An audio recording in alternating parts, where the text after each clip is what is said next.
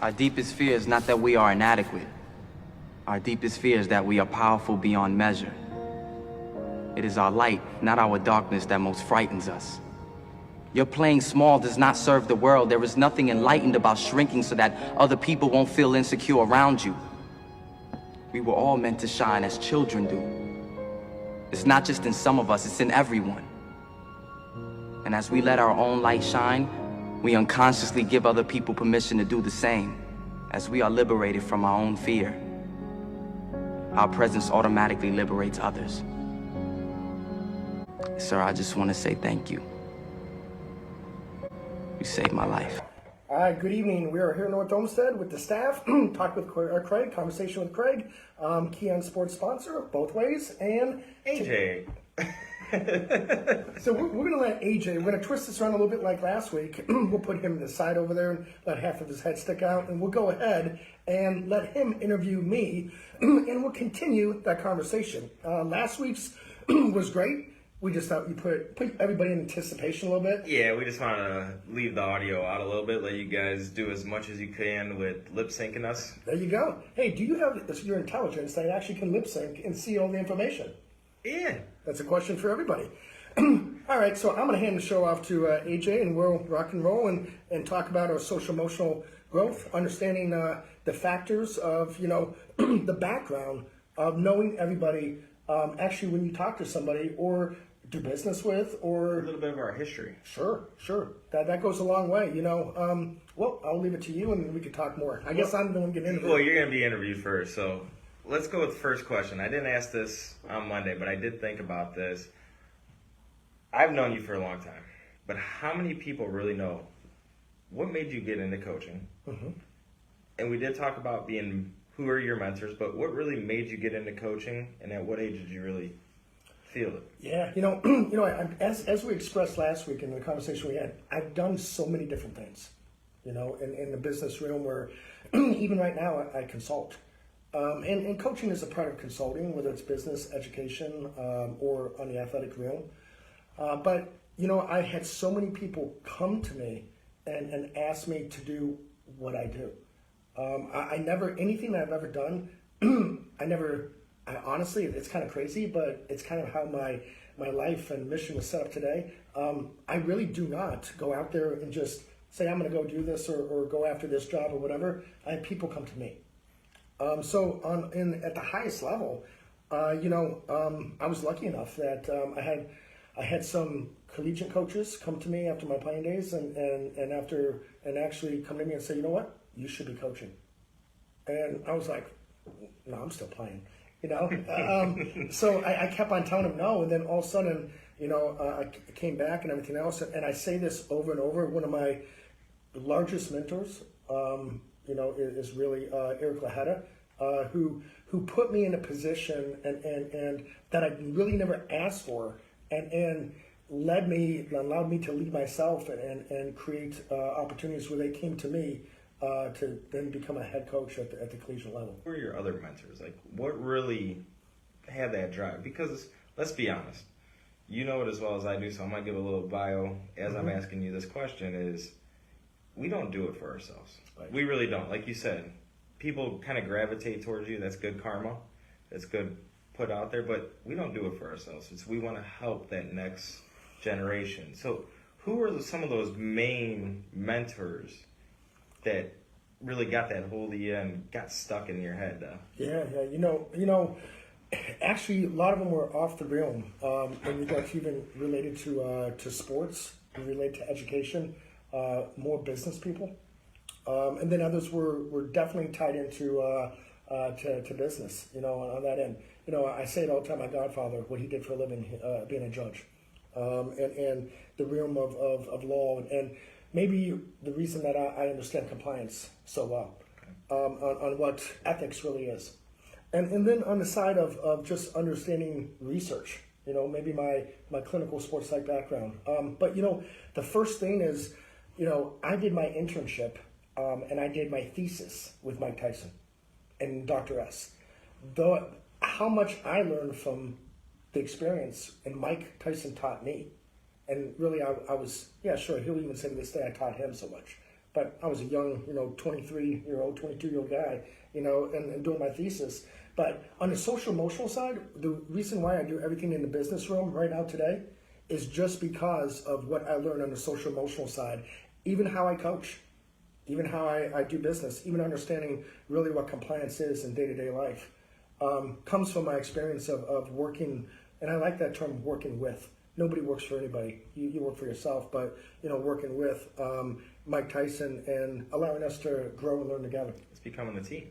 Absolutely. Not just working with, you work as a full to hit your goals. Sure, absolutely. So he was probably a large mentor for my experience of working with him, and actually that work I did with him was tied in with the federal and the state, because it was compliant to do that through the federal and state. So that's what I was doing. And what's ironic and the realm of thing is what's happening now in the state of Ohio and across the United States and internationally, the social emotional side, right? Yes. Well, it only took how many years, right? But on the aspect, so I've been lucky enough, as I told you, I did security when I was trying to fool around playing independent pro ball and all that good stuff. So working on that ends and with federal individuals when I had to actually, and CIA, when I had to actually go ahead up in New York. You're neck of the woods, man. But I had to go ahead and there was an assignment that I was a small man, but understanding that my assignment was President was in town, so it was my responsibility for him and his daughter to be a part of staying at that hotel where I did security, being a part of that.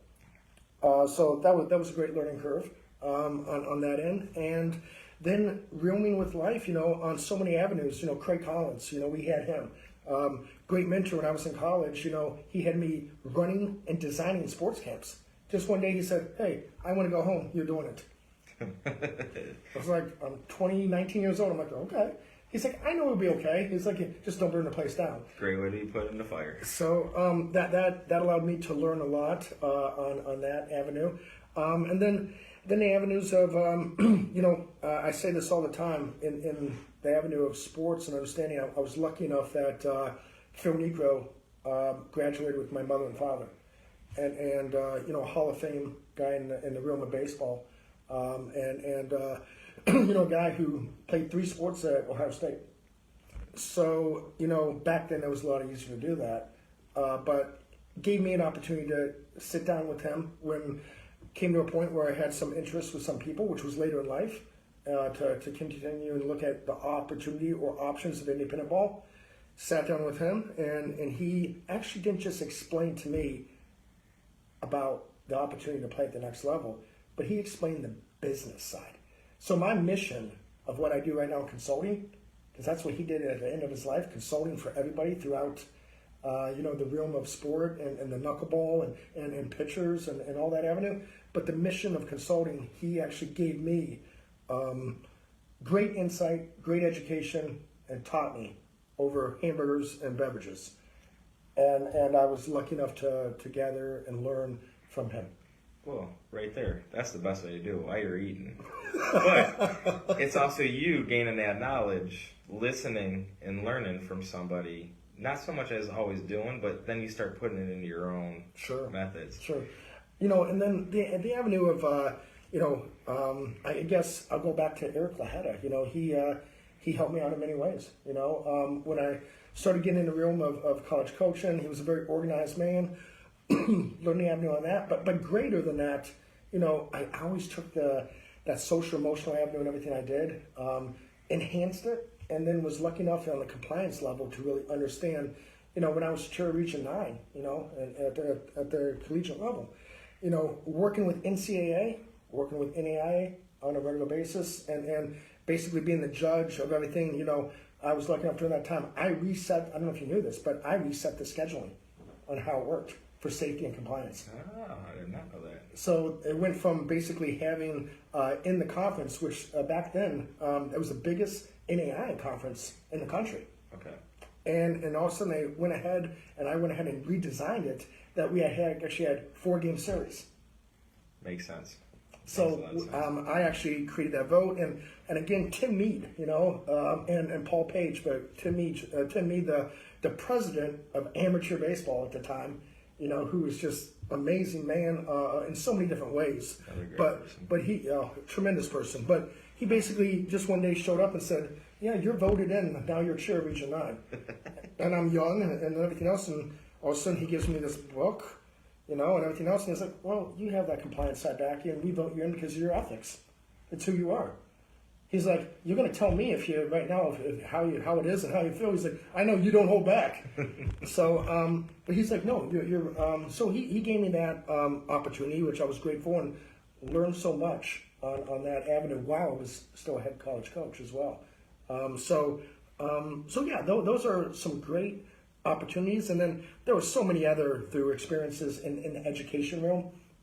I've done so many different things, and in the past, really 5 years, I've just really done consulting, where I have so many different accounts across the country and so many different things that all tie into social emotional learning, social emotional research, and the avenue of being able to give to others. And what I love right now, is the fact that we see it on social emotional learning. We see it in the avenue of social media. We see it in the avenue of what's really going on in schools.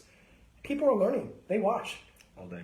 And not only do they watch and learn, but I even see people that, because we have a research team that's consisted of so many individuals across the globe, and they even say, "Hey, people over here to the side, they're kind of making a mockery of it, but at the same time, they see you, they understand. It's not about you. It's really about what's going on." And some people maybe don't understand that. Maybe sometimes the light bulb goes on, but that's great. And I really don't care what people think. I care about what they learn and what truth is. Yes.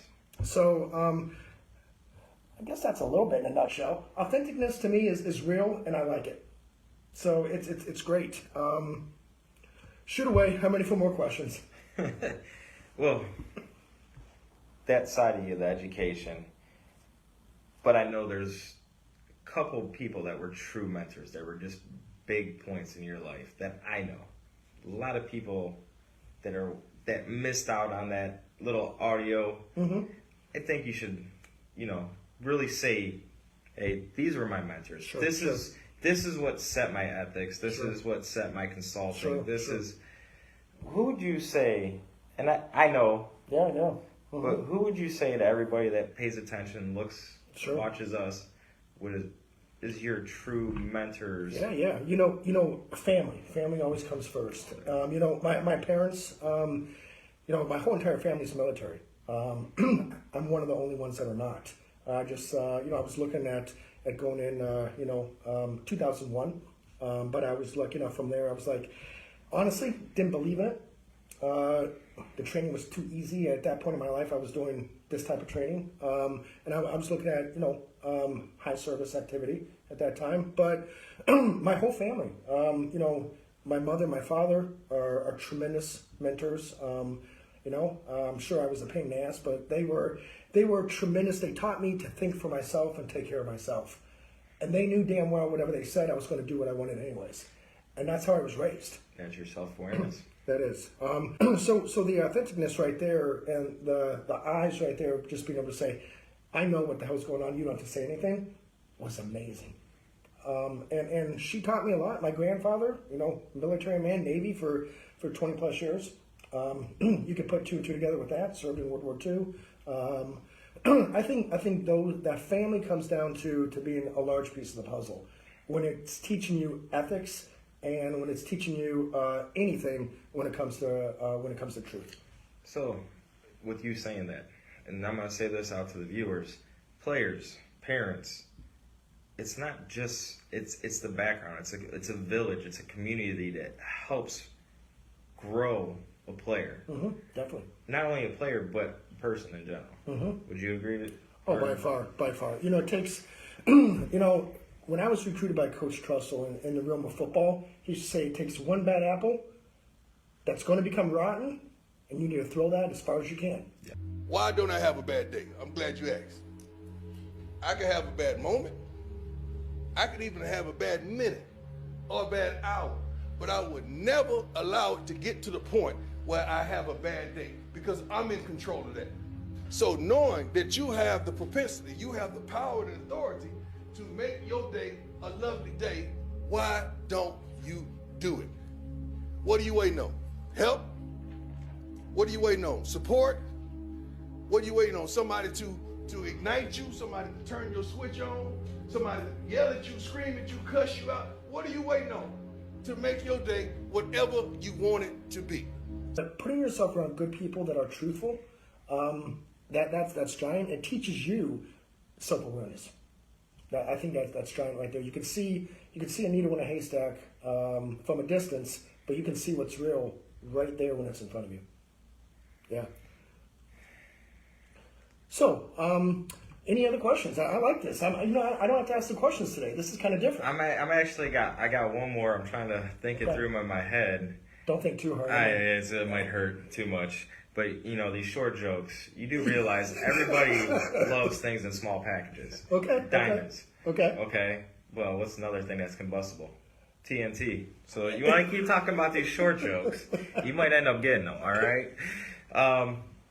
When it comes to coaching, I had a very great privilege of playing for you, then coaching with you, learning, and I've known you good number of years.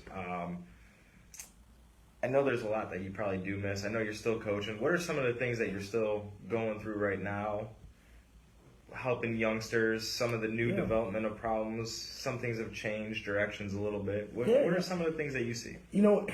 And in the realm of, again, my philosophy in coaching all ties into that social emotional growth and social emotional learning, because I don't care what level you're at the professional level, in the NFL, the NHL, Major League Baseball. You look at Olympic wrestling for years, they've been focusing on that. In baseball, they're the first ones to really put a lot of energy, effort, time into it. But allowing individuals to say, you know what, nothing's going to be perfect. There's going to be challenges here and there. Most youngsters, unfortunately, and a lot of adults today, don't understand the fact of how do you cope, how do you deal with challenges, how do you handle that, how do families handle that. And it's very important, and I don't have a problem for sticking up for people. That's something that sometimes you need to know how to teach them how to do it on their own. And one way to do that is just showing how you stick up for yourself, and that's a large statement for life. So through coaching, you guys knew at the college level that I get thrown out once a year. And it was, you never even heard a word that I said half of the time, Well, I was close to you. Okay, so but the factor is, you cross my line, and I'm going to stick up for that dugout just like I stick up for my family. Yes. Anybody that does anything to my family, you cross the line, I'm sorry. You're going to see a different side of me. That I'm still going to be kind. I'm still going to be there, but you don't want to see that side of me. No. But on the end, I will bring that truth of what happened real quick. So teaching individuals how to do that, youngsters, as they're competing for positions, as they're competing for opportunities, as they're going on to the next level, guys at the higher level, they understand that. They're looking for guys who can just do that. If you need your hand held, my statement, and you have to look to your left and look to your right to find out or say what to do or listen to somebody else, you have a lot to learn. And you're not going to be sticking around long. No, you won't. You won't be at all. So that's what I enjoy along with coaching, and I'm lucky enough to be really good at what I do on so many avenues. But I don't need to talk about that. I'll let everybody else see that and just do what I do. But I enjoy that. But like the biggest thing that you said right there is coaches, parents. You gotta let players make mistakes. Sometimes it's not always, as long as you're teaching them right. It's not about jumping right on them, right? Especially when they're younger. Let them make the mistakes. Let them learn. And I think that's one of the biggest things that's hard this day and age, because we're so mechanical. Sure. We think this has to be done right now. This player's going to be here. We forget about the maturity of players and that development, and that's where that social awareness comes from. Sure. It's like you have to let them grow. You have to let them make mistakes. I mean, I think one thing that I guess allows me to really understand what we are educating. Society of business, society of sports, society of education. I don't know if I shared this, but it ties into what you're saying about being able to make mistakes. I played my whole high school career, my college career, and even reporting the spring training for independent baseball. I reported and I always was injured. So I really can't remember the last time I played not injured. And sure, being a catcher, you're injured all the time. But in the younger years, I was utility. But no, I mean, I was, for whatever reason, I've had a number of injuries. I mean, I've had 6 surgeries. And guess what? I'm still going. And it is what it is, and that's okay. But I can say that even though those surgeries occurred, it doesn't stop me. He's almost like Frankenstein. but on a good note, I think the understanding of what your question was is, I like it, Frankenstein. I like it, but I think understanding the factor of you just don't have to know how to get through things. You have to know how to cope with challenges, and you have to. I mean, just like I was teaching again this year at the beginning of the year, I teach my catchers how they have to say, "Hey, my bad. I apologize. My bad, guys." Or pitchers that have to say, "My mistake." Or quarterbacks that have to get in the huddle and say, "Hey, I overthrew you. Next time I'll take care of it." That's leadership. Those are people that can be truthful, and who cannot respect that? Right. I mean, it's honesty. Absolutely. You're even seeing it at the NFL level and at the college level. Right. I've seen a couple games yesterday where the quarterback underthrew somebody. Actually, last week, Lamar, after he got hit out of bounds. Yeah. It was borderline play. Sure. But after next play, he threw that interception short. And I seen him look at his receiver. He goes, I mean, you have to have that honesty. I mean, I know how many games I threw away by accident, but I was also trying to help make it win. So no, it's fair. And so those little things, it's character, it's truth. It's not. You know what? It's so hard for people to hide about themselves, and it's hard for so many people to do that. And then it's easy for so many people to do that because that's really what they want to do. If you could just be honest with yourself, then guess what? Everything else is just natural. And it becomes easier. It's a learning curve. So that's what I love coaching. That's what I love doing. Yeah, definitely. There's a different twist on how I do things that makes me unique. No question there. But it's nothing about success. It's letting people understand how to believe in themselves. And you're right. It's through mistakes, but it's through truth. And that's what it comes down to. And it's what takes place with what we do on educating social emotional learning and self-awareness, because usually you have darts thrown at you, but that's okay. Catch them. Don't even have to throw them back. Drop them and say, guess what? Throw it again. just keep coming. Yeah. All right. Sounds good. Part 2, I get to ask some questions. We'll go with that. All right, everybody, thanks for taking the time, and we have part 2.